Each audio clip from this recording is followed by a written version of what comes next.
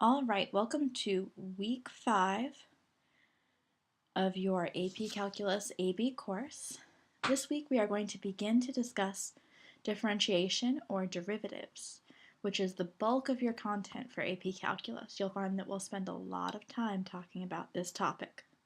This week we are going to focus specifically on the derivative at a single point. In this video we'll be reviewing that formula and learning how to apply it. A few things to point out for our week 5 activities. Make sure to watch all the videos and read section 3.1. Only one section this week. Again, we have our weekly conference Thursday at 5 p.m. These are really important for you guys to be able to make sure you're able to ask questions and interact with your instructor. So please make sure to make this a priority. If we're having too much trouble, maybe I'll take a look at a different day. We also have a different type of assignment this week. Instead of a group discussion, we have what is called a group quiz. This will be a review of limits. This group quiz is due Friday, which is the 10th. There are 3 problems for each of you guys, a total of 9 problems.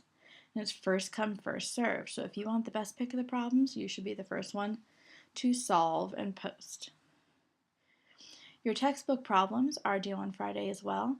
I've made sure to make them a little lighter this week because you have that group quiz as well. I want you to avoid using your calculator this week. I don't want you to use it for any of the problems. And remember to show all of your work. You do not have to simplify fractions or radicals or anything like that. Leave them unsimplified for me. You also have the IMAX due Sunday as well. Please make sure that you're going through all of the required sections. And I assigned this on Sunday. Make sure that it's the last one you're doing, so that way you've had the instruction for the full week and the benefit of that. Now on to the topics for week 5. This week you'll be learning about the slope of the curve at a point, finding the tangent line at a given point, and the derivative of a function at a specific point. This is all covered in section 3.1 of your textbook. These are all referring to the same basic concept, and you'll see on the right side here, there's a lot of names for using the same exact formula. So questions on the AP exam could take any of these forms. Could ask you to find the slope of the graph, the slope of the tangent to the curve, the rate of change of f of x with respect to x, the derivative f prime of x sub 0 at a point, or find the derivative using the limit definition of the derivative. And you'll find that word limit is used because that is what your formula is. You are solving a limit. So let's look at that limit definition of the derivative. The derivative of a function f at a point x sub 0, denoted as f prime of x sub 0, and that little apostrophe there is the symbol for prime or the first derivative. And yes, you will find later on that there are second derivatives, third derivatives, fourth derivatives. But this week we're just going to worry about the first derivative, which is why there's just one apostrophe mark. So to find that derivative, we take the limit as h approaches 0 of f of x sub 0 plus h minus f of x sub 0, all divided by h, provided this limit exists. If the limit doesn't exist, then the derivative also will not exist. But that's something you'll worry about way later. So how are we going to use this formula? We are going to plug it in. And by it, I mean the original function. Instead of writing f, we'll use the function. And once we've substituted and put that function in, we're going to reduce this mess algebraically. So let's go ahead and look at an example here. We're trying to find the slope of the curve, y equals 1 over x, at any point A, x equals a, where a does not equal 0. Why is it important that we mention that a does not equal 0? Well, let's plug 0 in. Then we get 1 over 0. We cannot have a 0 in the denominator. This is an undefined value. So that a equals 0 is just reminding you that that is your undefined value. And if you look at this graph, you can see that there is no clear x value for 0. Now a could really be any other point besides 0. So if we are trying to find the tangent lines, we're trying to find a line that touches the curve in one exact spot. And then we're trying to find the slope of that line. Now, because we're dealing with a variable here, we don't really have the luxury of just looking at the graph and trying to guess. This one we will have to solve algebraically. You will see examples in your homework that ask you to try to approximate using graphing.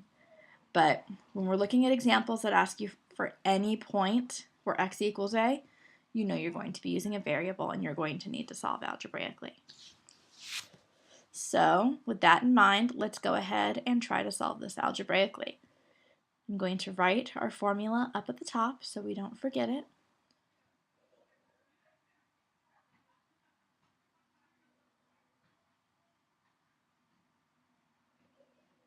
All right, so there is our formula. We know our x sub 0 is the variable a, and our function is 1 over x. With this information, let's go ahead and plug into our formula.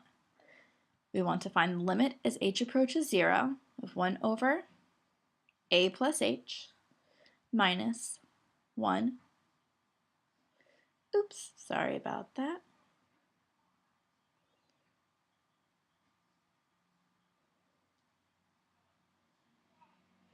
Minus 1 over a, all divided by h. Now, instead of writing h as the denominator, I'm going to rewrite this as the limit as h approaches 0 of 1 over h. So that way we don't have fractions on top of fractions. Now I'm going to try to find a way to subtract these two fractions with different denominators. And of course we have to find a common denominator, multiply the top and the bottom by that common denominator, and then subtract. So I came up with a minus parentheses a plus h, all divided by a times a plus h. I got that by multiplying the first fraction by a over a and the second fraction by a plus h over a plus h. And from there I just distributed and simplified.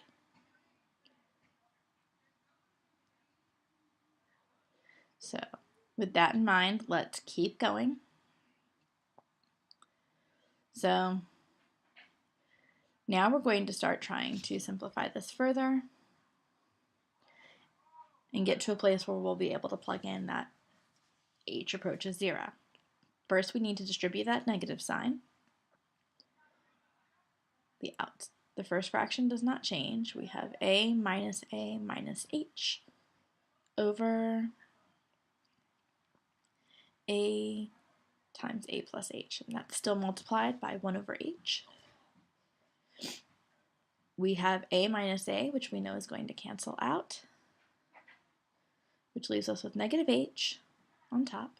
If we multiply across the bottom, we'll get a times h times a plus h. Now we have an h on top and an h on bottom. We'll be left with a 1 on top and just the a times a plus h on the bottom. With this in mind, we are ready to go ahead and plug in that h equals 0 value. So we want to find the limit as h approaches 0, negative 1 over a times a plus h. If we plug in 0 for our h, that h value is going to go to 0, and we are going to be left with negative 1 over a squared.